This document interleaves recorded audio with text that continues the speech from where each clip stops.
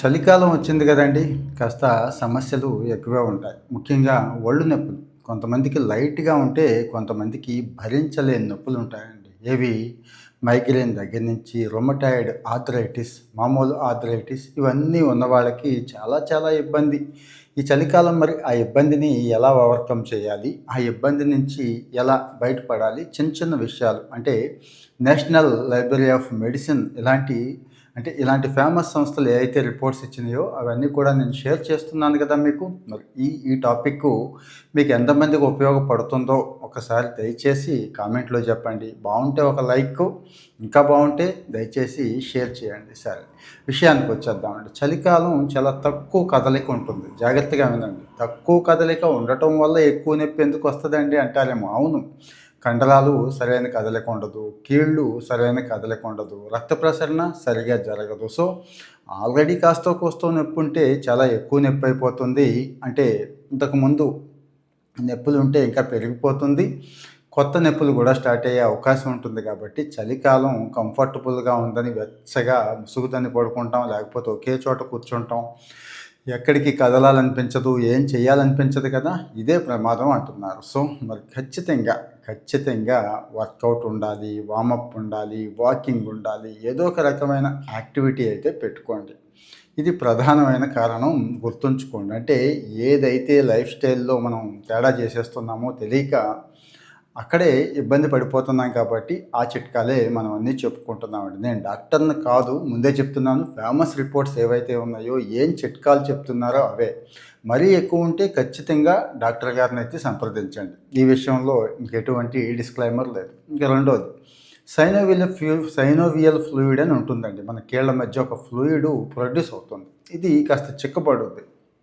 Production కూడా తగ్గిపోతుంది. ఏది యాక్టివిటీ ఎప్పుడైతే తగ్గిందో ప్రొడక్షన్ తగ్గిపోతుంది. అందుకే కాస్త ఎప్పటికప్పుడు కనీసం యోగా గానీ, వాకింగ్ గానీ, చిన్న చిన్న వార్మప్స్ గానీ, స్ట్రెచ్చింగ్, ముఖ్యంగా స్ట్రెచ్చింగ్ చేసే మేలు అంతా ఇంతా కాదని సెపరేట్‌గా వీడియోలో చేశాను. కండరాల్లో సైనోవియల్ ఫ్లూయిడ్ ఎలా పడిపోతుంది, ఎలా ఇబ్బంది పడుతున్నాం దానికొక వీడియో చేశాను. చూస్తున్నారు. మీరు కూడా ఒకసారి చూడండి. ఈ సైనోవియల్ ఫ్లూయిడు చిక్కబడిపోతుందండి. చిక్కబడడం వల్ల కొత్తగా సమస్యలు ఏంటంటే ఇదే పెయిన్స్ బాగా పెరిగిపోతాయి. సో, గోరువెచ్చని నీళ్ళతో, మరీ వెచ్చ కాదు, ముందే చెప్తున్నాను, గోరువెచ్చని నీళ్ళతో స్నానం చేస్తే ఈ సమస్యకి కొంతవరకు పరిష్కారం ఉంటుంది అని చెప్తున్నారు. సో, మరి యాక్టివిటీ ఆపొద్దు, స్ట్రెచ్చింగ్ ఆపొద్దు, గోరువెచ్చని నీళ్ళు కూడా ఆపొద్దు.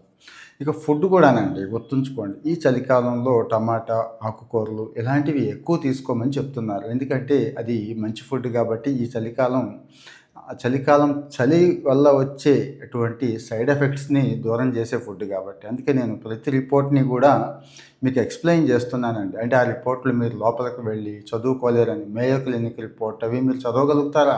డబ్ల్యూహెచ్ఓ రిపోర్ట్ మీరు చదవగలుగుతారా? వాళ్ళు బాగా కాచి, వడపోసి మనకు పనికొచ్చే విషయాలు చెప్తారు కదా!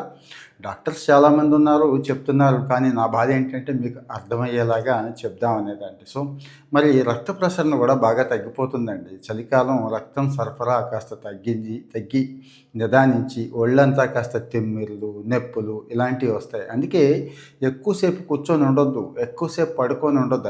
రాత్రి పడుకోవడం కాదు నా ఉద్దేశం. పగలు కూడా పడుకుంటారు హాయిగా. ఎక్కువసేపు కూర్చొని ఉంటారు. కాస్త అరగంటకి, గంటకి లేచి అటు ఇటు తిరగడం, కాస్త ఒళ్ళు విరుచుకోవడం, స్ట్రెచ్చింగ్ ఇలాంటివి చేస్తే ఖచ్చితంగా దీనికి పరిష్కారం ఉంటుంది. ముఖ్యంగా కండరాలు కదిలించాలండి అంతే. కండరాలు కదిలించకపోతే ఇంకో ప్రమాదం ఉంది. ఈ చలికాలం 2, 3 నెలల్లో ఆ కండరం క్షీణించిపోతుందండి. మనం వర్కౌట్ పూర్తిగా మానేస్తే మీకు చెప్పాను కదా ఇంతకుముందు మజిల్ ఎలా ఉంటుంది అనేది.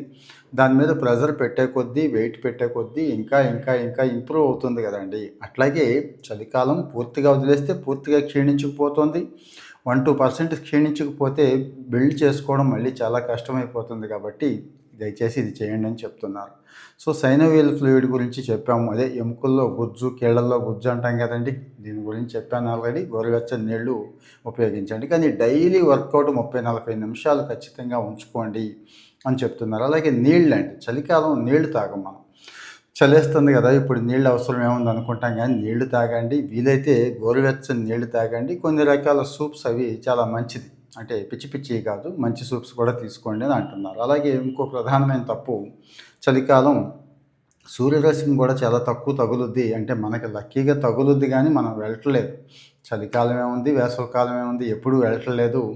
కనీసం ఆ వెళ్ళే అవకాశం లేని వాళ్ళు సూర్యరశ్మి లేని రోజుల్లో విటమిన్ డి విటమిన్ టాబ్లెట్లైనా వేసుకోండి అని చెప్తున్నారు. ఇంకా రెండోది బట్టలకొచ్చి అంటే కాస్త ఎక్కువ చలున్న చోట మనకి తక్కువే ఉంటుంది యావరేజ్ చూస్తే, కొన్ని చోట్ల ఎక్కువ ఉంటుంది. డబుల్, త్రిబుల్ లేయర్ బట్టలుంటాయి కదా! I mean jerkins, jackets, hoodies ఉంటాయి కదండీ! అవి వేసుకోమని చెప్తున్నారు. సో, మరి కూర్చునేటప్పుడు కూడా కాస్త అంటే ఒకే పొజిషన్‌లో కూర్చోకుండా రకరకాల డిఫరెంట్ పొజిషన్స్ ఉన్నాయి గదండీ!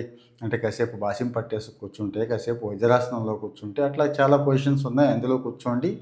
అన్ని కండరాల మీద ప్రెషర్ పడుతూ ఉంటే చక్కటి చక్కటి ఎలాస్టిసిటీ బాడీకి వస్తుందంటున్నారు. So, vitamin D, vitamin C, vitamin K ఏ ఫుడ్స్‌లో అయితే ఉన్నాయో ఇందాకడ చెప్పాను కదండీ! పాలకూర, క్యాబేజీ, టమాటా ఇవి రెగ్యులర్‌గా ఉండేలా చూసుకోమంటున్నారు.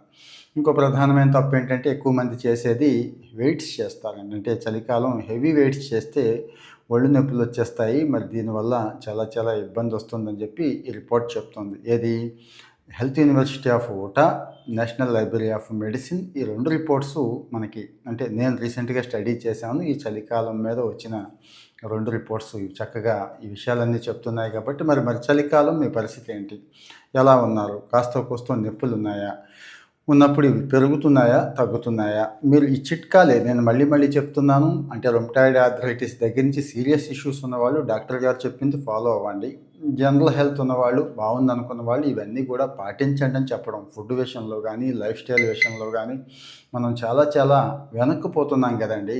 ఆ విషయాలన్నీ కవర్ చేసుకోవాలి. ఆ లోపాలన్నీ సరి చేసుకోవాలని నేను ప్రత్యేకంగా మీకోసం కొన్ని ఈ చిట్కాలు ఐ మీన్ లైఫ్ స్టైల్ రిలేటెడే ఇవి కూడా. నేను డాక్టర్‌ని కాదు. అందుకే అంటున్నాను. ఆ ప్రొఫెషనల్ డాక్టర్లు చెప్పే విషయాలు నేను చెప్పను. లైఫ్ స్టైల్ రిలేటెడ్ చెప్తాను. అంటే ఇవన్నీ లైఫ్ స్టైల్‌లో భాగంగా యాడ్ చేసుకోండి అని చెప్పడం నా ఉద్దేశం. మీకెలా అనిపించింది?